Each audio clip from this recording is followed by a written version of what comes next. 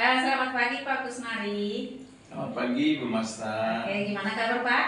Alhamdulillah baik. Baik ya Pak. Pak Kus, Ya.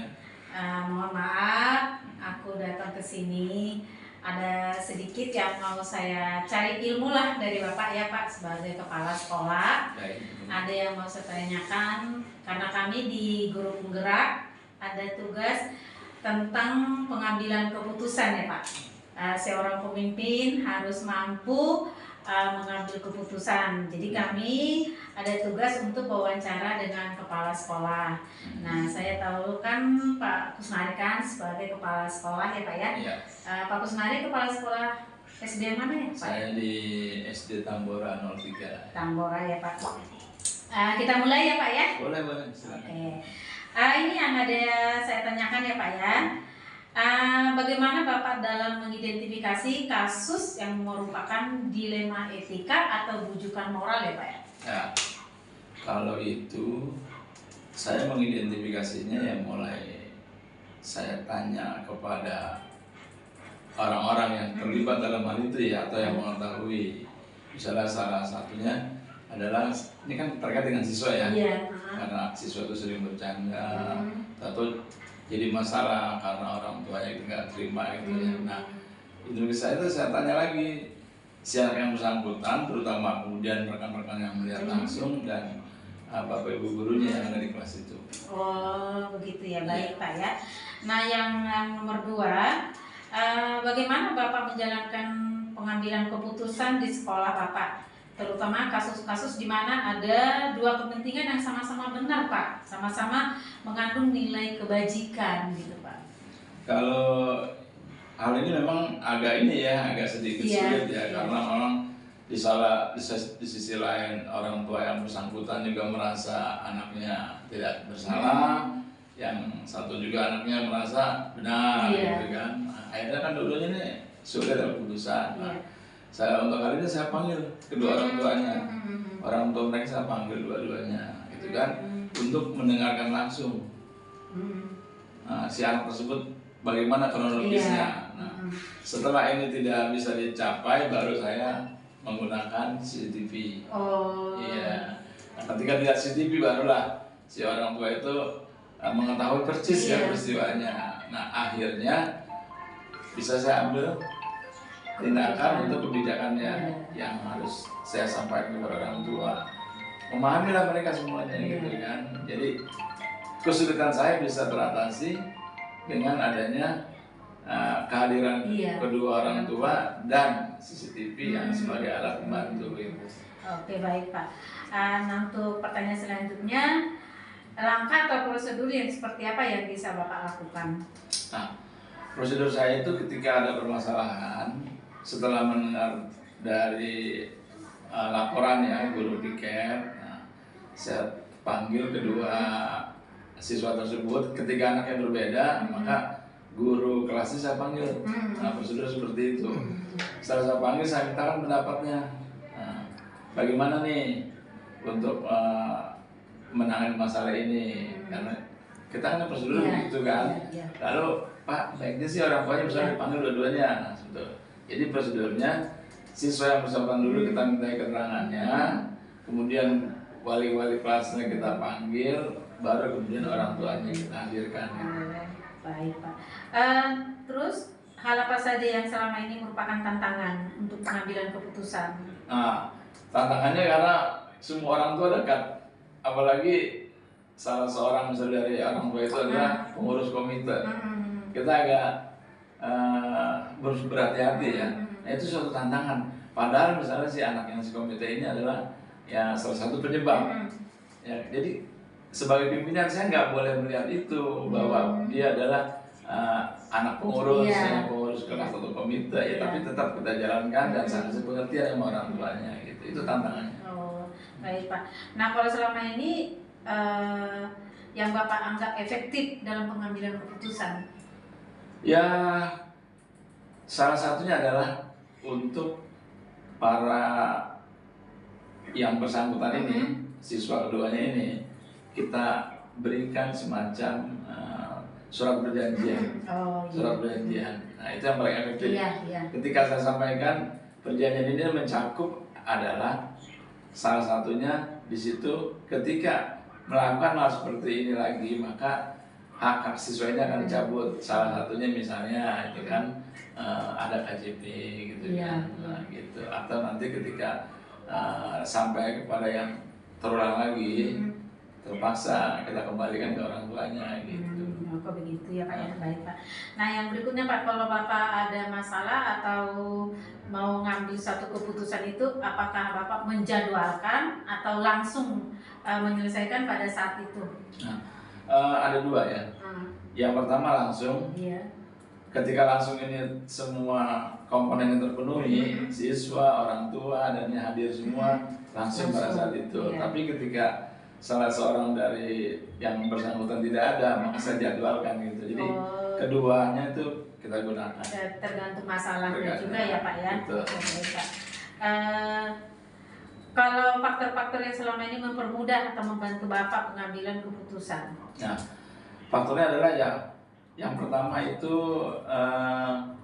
si siswa yang bersangkutan itu memang mau menyampaikan yang sebenarnya bahwa yang dilakukan itu seperti ini gitu kan. Kemudian ada lagi faktor dari guru kelasnya mendukung bahwa memang anak yang bersangkutan mempunyai catatan gitu kan.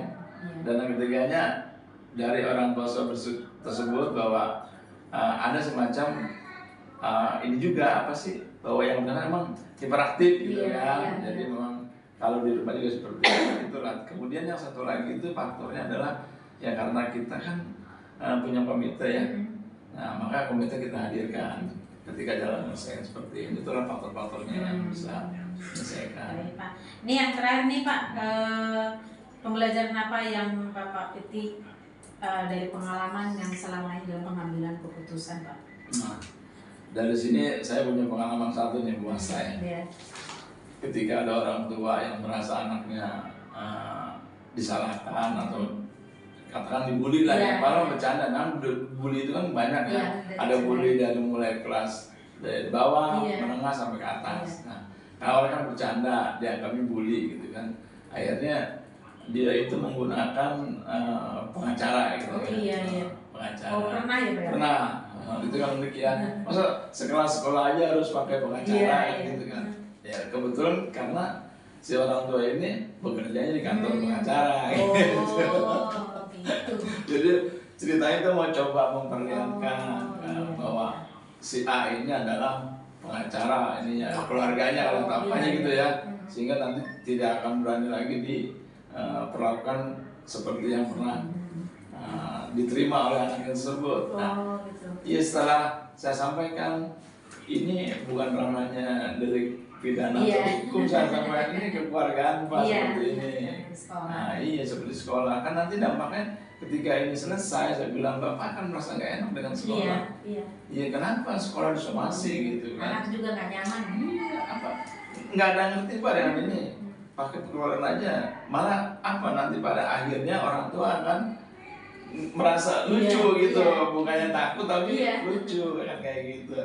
Ya seperti itu. Pada akhirnya kan dia terus merasa bersalah, minta maaf kepada pihak-pihak sekolah, baik gurunya, wali kelasnya, siswanya, orang tuanya, juga kepada saya gitu, bahwa hal itu keliru gitu kan. Gitu. Itu tuh yang membuat pengalaman saya. Dan yang uniknya lagi, semua orang tua itu ketika ada permasalahan proaktif. Jadi nggak ada kayak otot-ototan gitu ya, saya harus nuntut ini, nuntut, tidak ada. Ketika kita hadirkan, semuanya pada saling pengertian, selesai lah, sampai sekolah aja, nggak perlu keluar gitu. Banyak ya, terus banyak. Selesaikannya ada yang kita berikan pengobatan sampai sembuh gitu kan, ada yang ditanggung jawab sampai dia ini bisa belajar kembali seperti itu. Oke, baik Pak Kusnari ya. Terima kasih Pak sudah bersedia Pak untuk diwawancara sekitar keputusan untuk etika ini. Etika dilema etika sama rujukan moral ya Pak. Sekali lagi mohon maaf Pak ya, saya sudah mengganggu. Saya berdoa kepemimpinan Bapak semakin sukses dan sehat-sehat selalu ya Pak ya. Terima kasih ya Pak Kusnari. Ya, terima kasih Bu Mas, sukses juga ya. Sama-sama. Selamat pagi buat kita semuanya.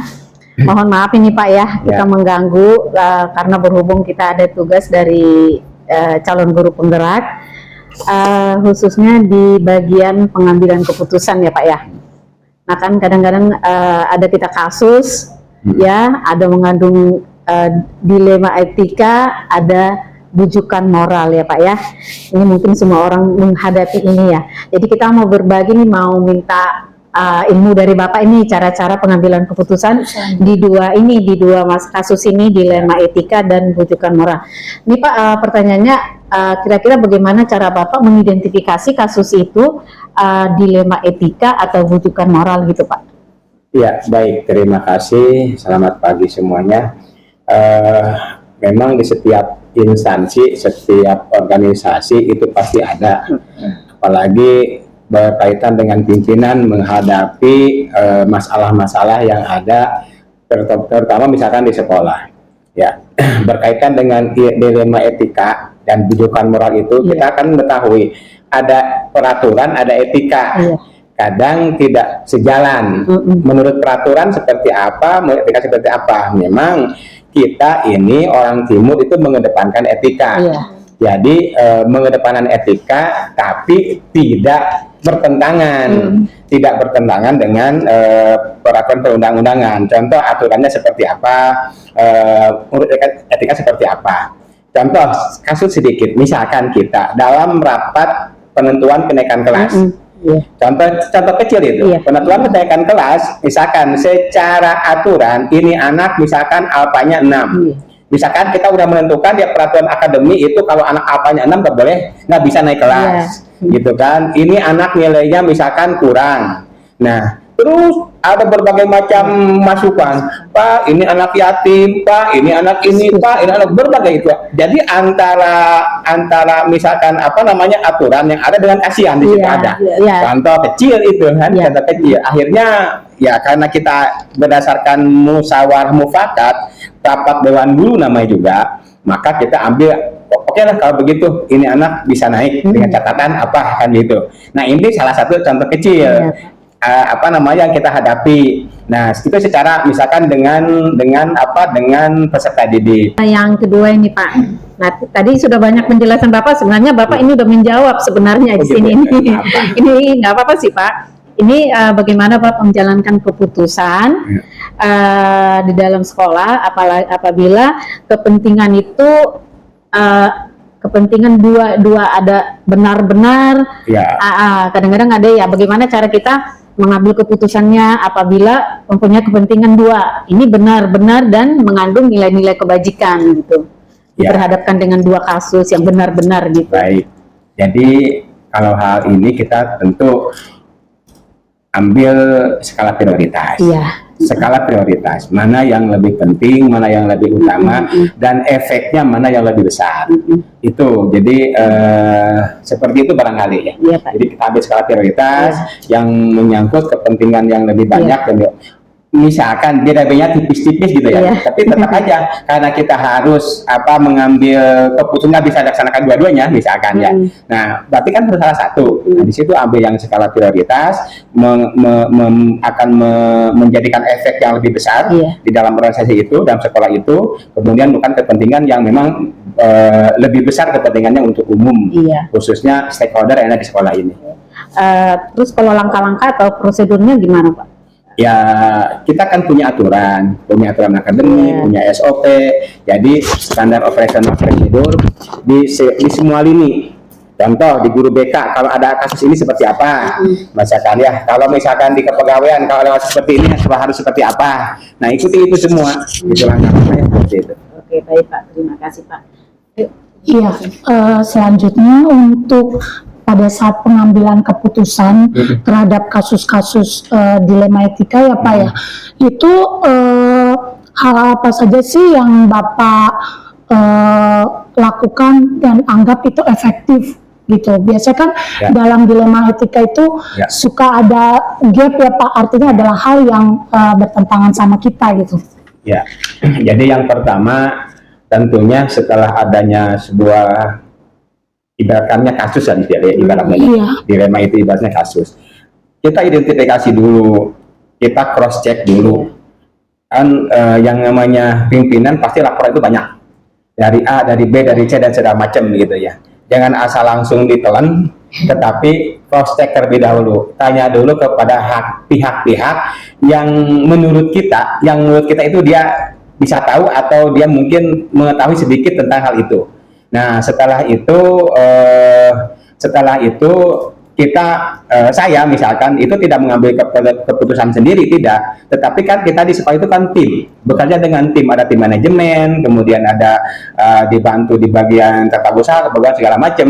Artinya dengan teman-teman tim itu kita bermusyawarah bagaimana caranya supaya hal ini bisa terselesaikan, bisa terpecahkan masalah-masalah tersebut, begitu. Sebab apa? Ya namanya pemikiran sendiri dengan beberapa orang banyak itu pasti beda. Dengan adanya masukan dari A, masukan dari B, masukan dari C, itu kita akan membuka jalan yang terbaik untuk pengambilan keputusan.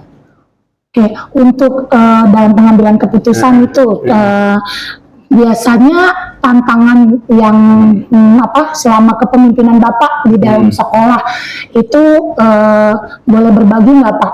Maksudnya tantangan yang Bapak hadapi apa? Seperti itu. Pengambilan keputusan. Ya. Dalam pengambilan keputusan. Yang tadi itu yang dari awal itu kita kan ada berbagai macam kepentingan. Iya. Itu tantangannya. Tantangannya. Iya, berbagai macam kepentingan. Ini kalau kita laksanakan ini, bagaimana yang ini? Kalau kita ambil yang ini, bagaimana yang ini? Kan gitu.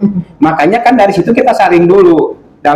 Terutama kalau misalkan mau ngambil keputusan A, B, nanti efeknya seperti apa?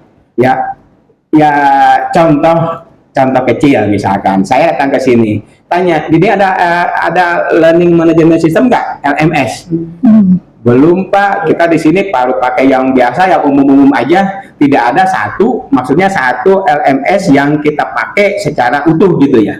Nah, akhirnya kan oke lah kalau begitu saya ambil keputusan untuk menggunakan salah satu dari LMS tersebut. Pada saat penerapannya ada aja kan, yang ini begini. Akhirnya ya terjadilah kendala seperti kemarin. Nah itu salah satu yang sudah pernah saya ini di sini gitu ya.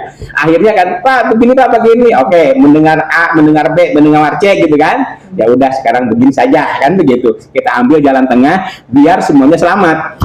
Karena belajar, kemudian proses ujian, proses segala macam terlaksana dengan baik, gurunya juga tidak terbebani. Gitu. Terima kasih. Baik Pak, terima kasih. Pertanyaan dari saya, apakah dalam pengambilan keputusan ini ada dalam menyelesaikannya Bapak ada jadwal tertentu atau langsung hari H itu juga Bapak selesaikan? Melihat dari urgensinya, Bu. Kalau kita bikin ini ada masalah gini kan, kita buat jadwal dulu. Kapan kalau begitu?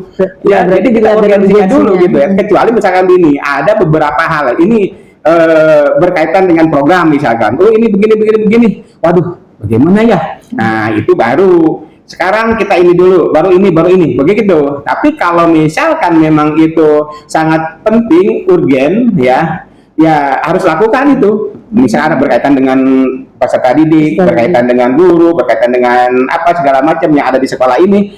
Nah, pertama itu urgensinya. Kalau kita buat jadwal dulu, takutnya kita buat jadwal pada ini yang penting, karena penting ini dikebelakangkan. Padahal ini akan mempengaruhi banyak hal gitu ya. Yang yang lain-lainnya gitu. Baik Pak, berarti melihat urgensinya ya Pak. Urgensinya dilihat dulu gitu. Kalau kita bikin jadwal, kecuali kalau yang memang sudah ada program. Ya kan, kalau memang udah ada program itu memang udah ada schedule-nya gitu, dari misalkan di semester 1, semester 2 itu kan lain. Tetapi kalau menghadapi dilema permasalahan, kita buat jadwal dulu tanpa melihat kepentingan, urgensi dan efeknya. Nah itu menurut saya kurang pas gitu ya.